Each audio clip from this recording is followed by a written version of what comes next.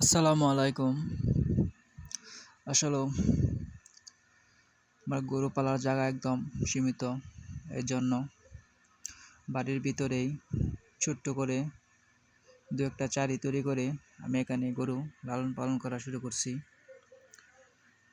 যদি আপনাদের পছন্দ হয়ে থাকে একটা লাইক দিয়ে ভিডিওটা দেখতে থাকুন। আরও ভালো ভালো ভিডিও পেতে আমার চ্যানেলটা সাবস্ক্রাইব করে পাশে থাকবেন। আসলে চেষ্টা করলে সব কিছুই হয়,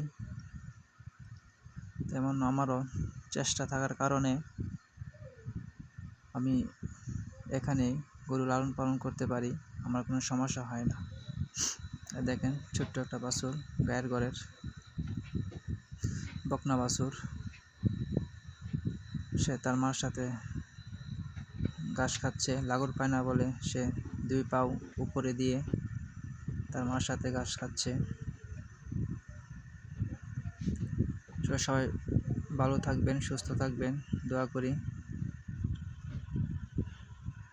আর আমার চ্যানেলটা সাবস্ক্রাইব করে আমার পাশে থাকবেন আরও ভালো ভালো গরুর ভিডিও পেতে।